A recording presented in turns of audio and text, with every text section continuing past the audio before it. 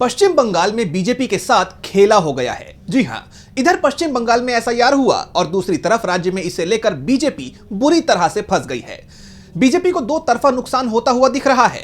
पहला तो यह कि एसआईआर में जिस तरह से बीजेपी नेता 1 करोड़ से ज्यादा वोट्स कटने की बात कह रहे थे, वो बात पूरी तरह से गलत साबित हुई है। और दूसरा ये कि जो नाम काटे भी गए हैं वो अल्पसंख्यक समुदाय के हैं ही नहीं, बल्कि बहुसंख्यक समुदाय के हैं, जिसके बाद जो लोग बीजेपी को वोट देते थे उनमें एसआईआर को लेकर सबसे ज्यादा नाराजगी दिखाई दे रही है। और यही वजह है कि अब खबर आ रही है कि चुनाव आयोग पर नए सिरे से दबाव बनाया जा रहा है। जिन लोगों के नाम ड्राफ्ट वोटर लिस्ट में आए हैं, अब उनको नोटिस दिया जा रहा है। लेकिन टीएमसी चीफ ममता बनर्जी ने ऐलान कर दिया है कि वो कोई भी गड़बड़ी नहीं होने देंगी। तो कैसे पश्चिम बंगाल में एसआईआर बन गया है बीजेपी के गले की फांस, आज हम इसी पर अपनी स्पेशल रिपोर्ट में करेंगे बात। नमस्कार, मैं यश। बंगाल में बीजेपी के साथ खेला हो गया है। जी हां, 16 दिसंबर को आई ड्राफ्ट वोटर लिस्ट से कुछ ऐसा निकल कर आया जिससे बीजेपी के लिए अजीबोगरीब हालात पैदा हो गए हैं। इससे पहले तो बीजेपी बंगाल जीतने में कई बार फेल साबित हुई है और इस बार भी ऐसा ही होगा, ऐसा इस लिस्ट के आने के बाद से माना जा रहा है, क्योंकि ड्राफ्ट लिस्ट ही कुछ ऐसी है। दरअसल 16 दिसंबर को पश्चिम बंगाल में ड्राफ्ट इलेक्टोरल रोल जारी हुआ। अब इस ड्राफ्ट रोल के आंकड़े चौंकाने वाले हैं, क्योंकि बंगाल की वोटर लिस्ट से रातों रात 58 लाख नाम गायब हो गए हैं। यानी राज्य के कुल वोटर्स की संख्या 7.66 करोड़ से घटकर अब 7.08 करोड़ रह गई है। इन डिलीशंस को गहराई से समझा जाए तो एक पैटर्न निकलकर सामने आता है, और पैटर्न यह है कि जहां सबसे ज्यादा नाम काटे गए हैं वहां हिंदी भाषियों की आबादी ज्यादा है, जहां बीजेपी की पैठ मानी जाती है, या फिर यहां बीजेपी अपनी पैठ बनाने की कोशिश में है। इन क्षेत्रों में नाम कटने की दर 15% से 36% के बीच रही है। जरा इन इलाकों पर गौर करते हैं। बात जोरासांको की करें तो यहां 36.66% वोट्स काटे गए हैं, जो कि सबसे बड़ी कटौती है। बात चौरंगी की करें तो यहां 35.45% वोट काटे गए हैं। वहीं कोलकाता पोर्ट में 26.09% और हावड़ा उत्तर में 26.89% वोट्स काटे गए हैं। ये वो इलाके हैं जहां बीजेपी का एक मजबूत आधार माना जाता है और जहां हिंदी भाषी वोट बैंक हार जीत तय करता है। कोलकाता में जिन 10 सीटों पर सबसे ज्यादा गाजगिरी है, उनमें मुख्यमंत्री ममता बनर्जी का निर्वाचन क्षेत्र भवानीपुर और मेयर फिरहाद हकीम की सीट भी शामिल है। हालांकि टीएमसी यहां जीतती रही है, लेकिन बीजेपी की पैठ बढ़ाने की कोशिश यहां टीएमसी के लिए हमेशा चिंता का विषय रही है। सिर्फ कोलकाता ही नहीं, इंडस्ट्रियल बेल्ट में भी डिलीशन रेट काफी हाई है। जैसे बैरकपुर में 19.01%, तो वहीं आसनसोल उत्तर की बात करें तो 14.71% और आसनसोल दक्षिण में 13.68% की वोट कटौती हुई है।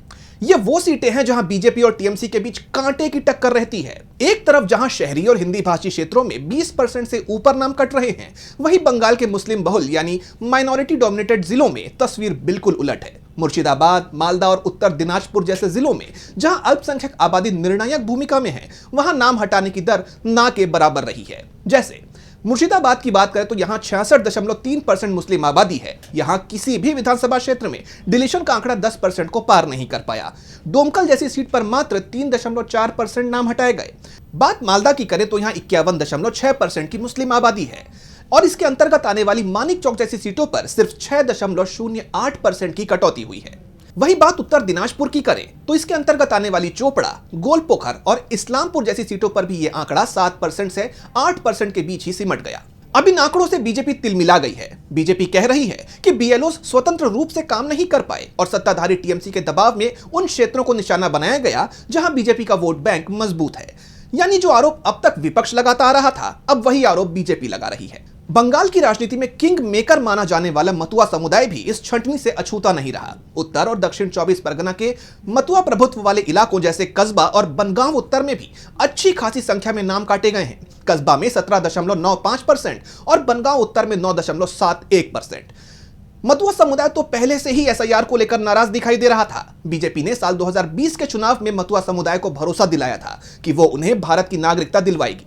ये तो बात आप जानते ही हैं कि मतुआ समुदाय की आबादी पश्चिम बंगाल और बांग्लादेश में रहती है। 1971 से पहले जब बांग्लादेश, जो कि पहले पूर्वी पाकिस्तान था, और जब पाकिस्तानी सेना और सरकार ने यहां के अल्पसंख्यकों का उत्पीड़न किया, तो मतुआ समुदाय वहां से पश्चिम बंगाल आ गया।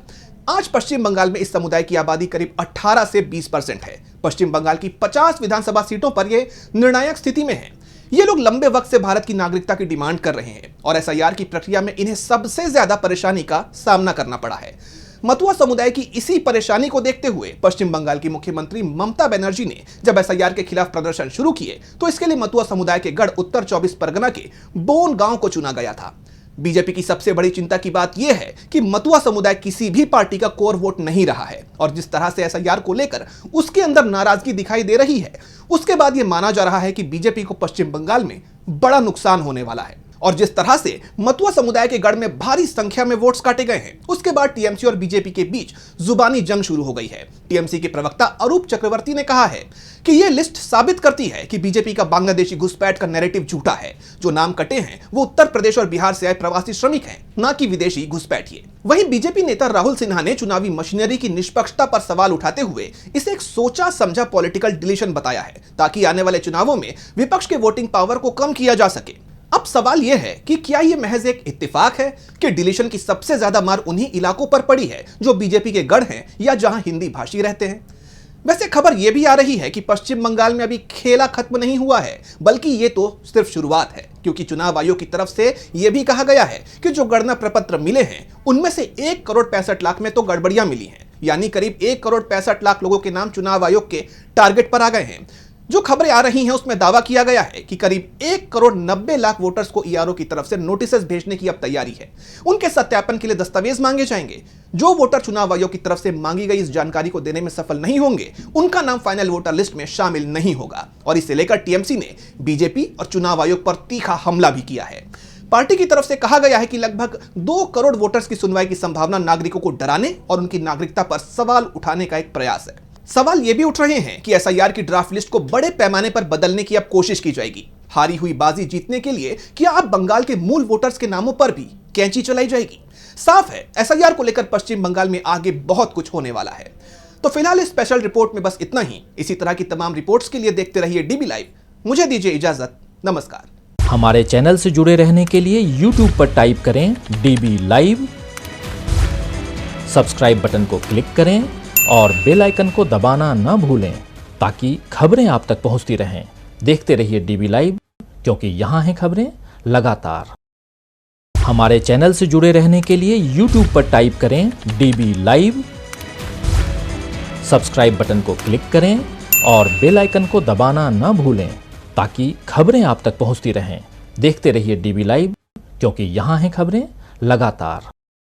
हमारे चैनल से जुड़े रहने के लिए YouTube पर टाइप करें डीबी लाइव, सब्सक्राइब बटन को क्लिक करें और बेल आइकन को दबाना न भूलें ताकि खबरें आप तक पहुंचती रहें। देखते रहिए डीबी लाइव, क्योंकि यहाँ हैं खबरें लगातार।